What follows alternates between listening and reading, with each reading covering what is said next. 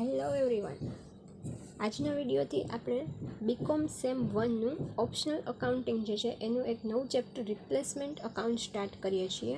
આજના વિડીયોમાં replacement accounting શું છે એનું ઇન્ટ્રોડક્શન આપવામાં આવશે. સૌથી પહેલાં આપણે સમજવું પડશે કે રિપ્લેસમેન્ટનો મિનિંગ શું થાય. રિપ્લેસમેન્ટ એટલે શું?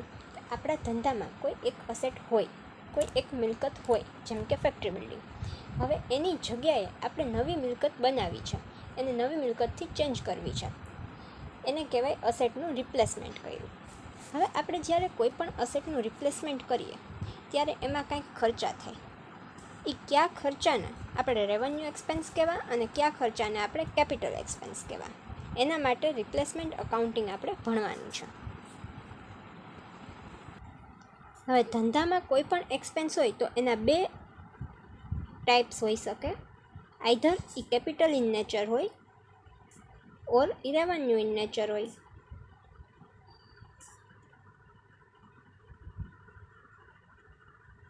કેપિટલ એક્સપેન્સ એટલે મૂડી ખર્ચ અને રેવન્યુ એક્સપેન્સ એટલે મહેસૂલી ખર્ચ.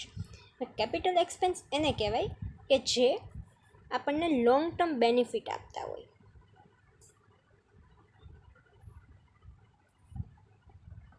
અને લોંગ ટર્મ બેનિફિટ આપતા હોય, એનો બેનિફિટ 1 યર્સથી પણ વધારે હોય, એટલા માટે એને બેલેન્સ શીટમાં આપણે ઇન્ડિકેટ કરતા હોય અને ધીમે ધીમે રાઇટ ઓફ કરતા હોય અથવા ડેપ્રિસિએશન લેતા હોય. કોઈ અસેટ હોય તો પીએનએલમાં યર બાય યર એ આપણે પીએનએલમાં એકસાથે ન દર્શાવતા હોય, કારણ કે એ લોંગ ટર્મ માટે બેનિફિટ આપતા હોય.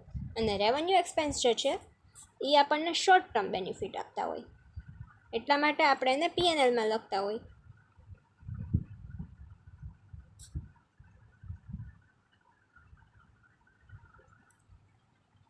હવે હું તમને કેપિટલ અને રેવન્યુના એક્ઝામ્પલ આપું એટલે ક્લિયર થઈ જાય. રેવન્યુ એટલે આપણે સેલરી,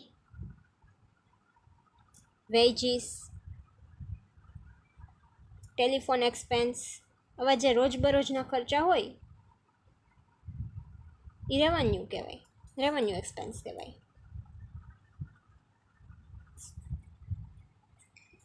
પછી કેપિટલ કેને કહેવાય? તો જે લોંગ ટર્મ બેનિફિટ આપતા હોય, પરચેસ ઓફ અસેટ,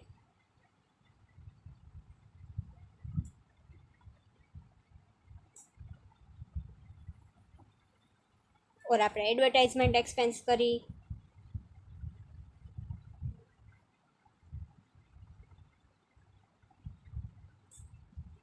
કોઈ ટ્રેડમાર્ક લઈએ,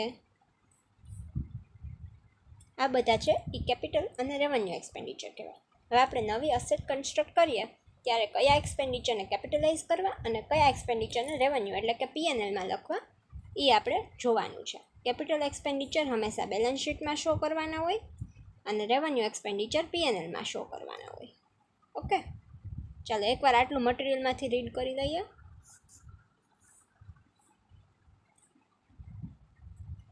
What is replacement accounting?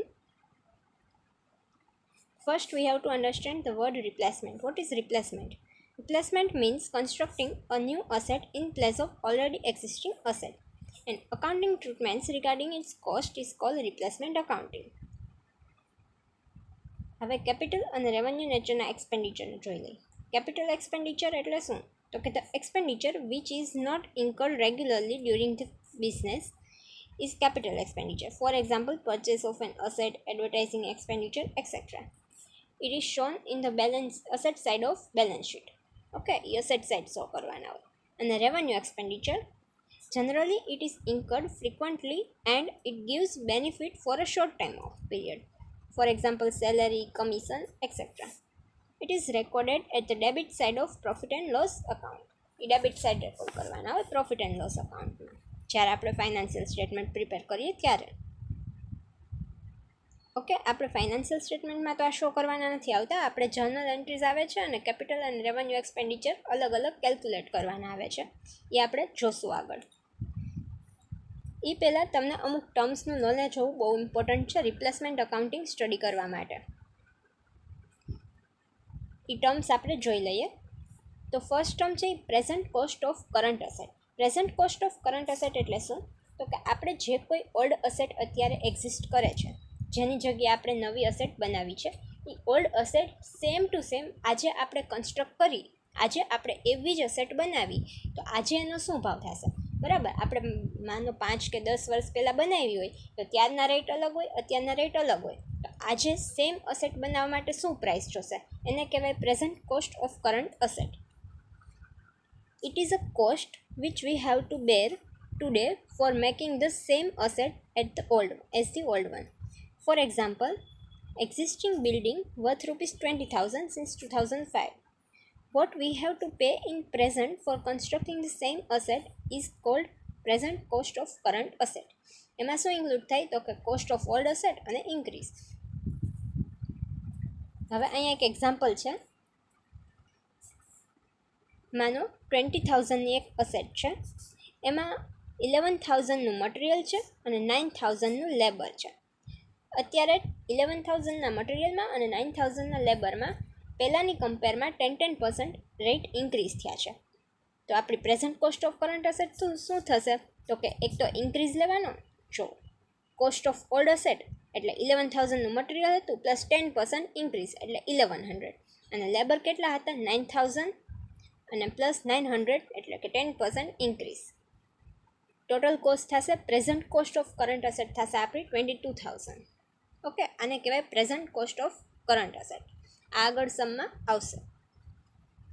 બીજી ટર્મ સમજવાની છે એ cost required to pay in cash. હવે આપણે કંઈક અસેટ છે એ નવી કન્સ્ટ્રક્ટ કરતા હોય, જૂની અસેટ છે એ આપણે ચેન્જ કરતા હોય, તો કેટલોક સામાન એવો હોય જૂની અસેટમાંથી, કેટલુંક મટીરિયલ જૂની અસેટમાંથી એવું હોય જે સારું હોય તો આપણે નવામાં યુઝ કરી શકીએ, એ નવું પરચેસ કરવાની જરૂર નથી. ફોર એક્ઝામ્પલ, જૂની પ્લાન્ટ એન્ડ મશીનરી ચેન્જ કરતા હોય તો એના કોઈ પાર્ટ્સ એવા હોઈ શકે જે ન્યૂ અસેટમાં યુઝફુલ કરી શકાય. પછી કોઈ ફેક્ટરી બિલ્ડિંગ આપણે રિકન્સ્ટ્રક્ટ કરતા હોય તો એના ડોર્સ વિન્ડોઝ કંઈ સારું હોય ને આપણે રીયુઝ કરતા હોય ન્યૂ અસેટમાં, તો એ બધું જે છે એ કેપિટલાઇઝ કરવાનું હોય, બરાબર.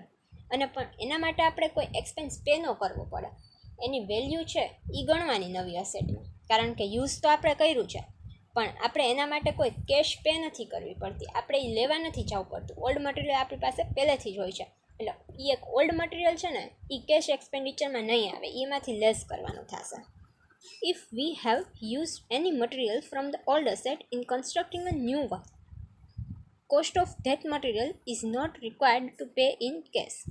તો આપણી cost required to pay in cash શું થશે તો કે ટોટલ કોસ્ટ જે ન્યૂ કન્સ્ટ્રક્ટ કરવામાં જે ટોટલ કોસ્ટ લાગે છે એ less cost of old asset. Deduct only if it is included in the cost. એ તમને ક્વેશ્ચનમાં કીધું હશે કે જે તમને આ જે કોસ્ટ આપી છે એમાં ઇન્ક્લુડેડ છે કે નહીં. જો ઇન્ક્લુડેડ હોય કોસ્ટ ઓફ ઓલ્ડ અસેટ તો ડિડક્ટ કરવાની, અગર આ ટોટલ કોસ્ટ છે એમાં ઇન્ક્લુડેડ ન હોય તો ડિડક્ટ નહીં કરવાની. એ ક્વેશ્ચનમાં કીધું હશે. થર્ડ ટર્મ જે સમજવાની છે એ કોસ્ટ ઓફ એડિશનલ અસેટ. કેટલીક વાર આપણે જ્યારે ન્યૂ અસેટ કન્સ્ટ્રક્ટ કરી છે તો એમાં પહેલાં હતું એના જેવું જ સેમ કન્સ્ટ્રક્ટ નથી કરતા, એનાથી થોડું વધારે કન્સ્ટ્રક્ટ કરી છે, કંઈ આખી એડિશનલ વસ્તુ ઉમેરી છે. ફોર એક્ઝામ્પલ, કોઈ ફેક્ટરી બિલ્ડિંગ હોય, આપણે એનું જ એક્ઝામ્પલ આગળ વધારીએ. ફેક્ટરી બિલ્ડિંગ હોય તો એમાં નવા રૂમ્સ કન્સ્ટ્રક્ટ કરી, નવી ઓફિસ કન્સ્ટ્રક્ટ કરી, અથવા કોઈ બીજું બિલ્ડિંગ હોય એમ્પ્લોય માટેનું, એમ્પ્લોય એકોમોડેશન માટેનું હોય, એમાં આપણે ક્લબ હાઉસ કે એવું કંઈ પ્રિપેર કરી, કંઈ એડિશનલ કરી જે પહેલાંમાં નહોતું અને હવે ન્યૂ અસેટમાં છે, તો એ કહેવાય એડિશનલ અસેટ. અને એની જે કંઈ કોસ્ટ લાગે એ ટોટલી કેપિટલાઇઝ થાય, એને કહેવાય cost of additional asset. It is the cost of an asset which is constructed in additional to old asset. It was not in old asset. For example, we are replacing one building containing rooms only. New asset contains rooms and one clubhouse. This clubhouse is an additional asset. Okay. Capital and revenue expenditure આપણે થઈ ગયા છે. પછી તમારે statement આવશે કે capital expenditure કેને કહેવાય, રેવન્યુ એક્સપેન્ડિચર કેને કહેવાય, એ અલોકેશન કરવાનું, એ જોઈ લઈએ આપણે.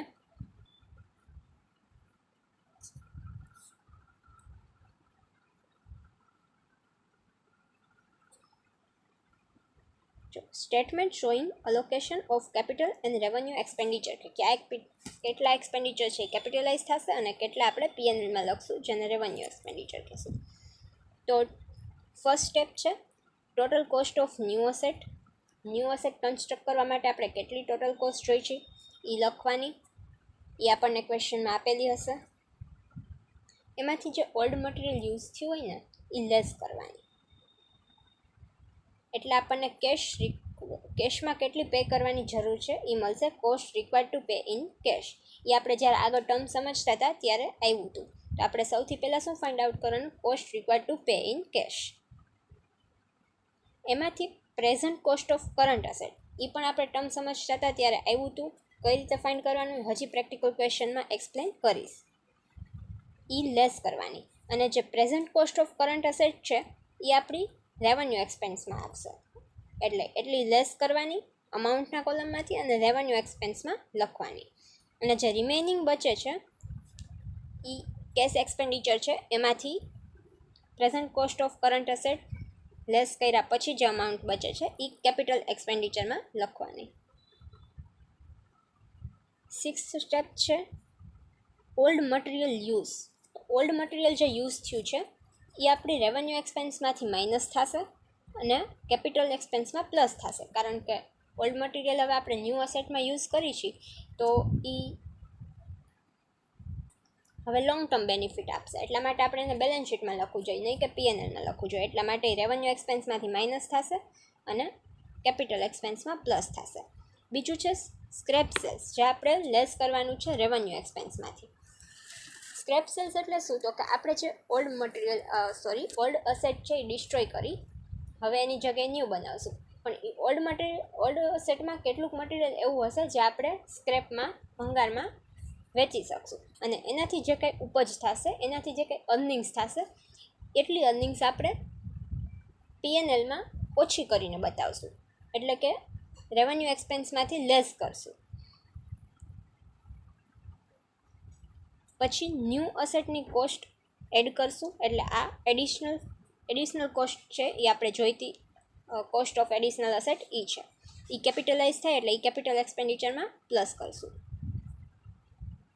એટલે આવશે. હવે બે સાઈડનો ટોટલ કરી નાખવાનું.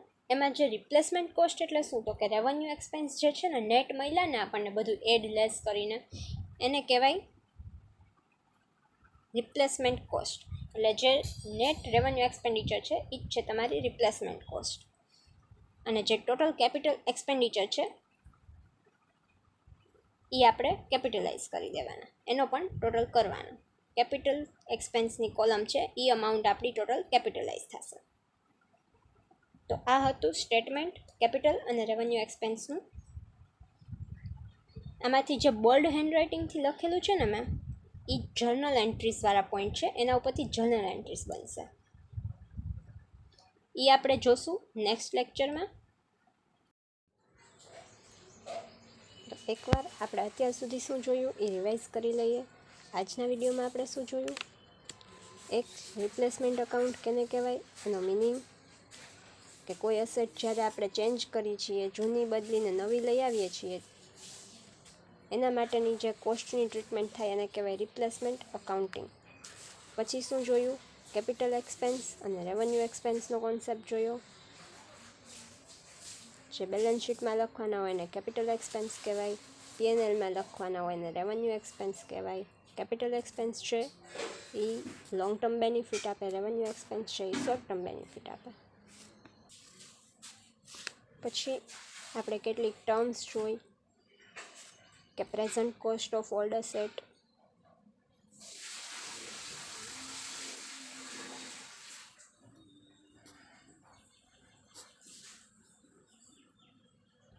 પછી cash expense, cost of additional asset, અને લાસ્ટમાં જોયું આપણે એક સ્ટેટમેન્ટ. સ્ટેટમેન્ટ કેનું? તો કે કોમ્પ્યુટેશન બતાવે કેપિટલ અને રેવન્યુ એક્સપેન્ડિચરનું. ઓકે, આજના વિડીયોમાં આટલું જોયું. આવતા વિડીયોમાં જર્નલ એન્ટ્રીઝ અને પ્રેક્ટિકલ ક્વેશ્ચન જોશું.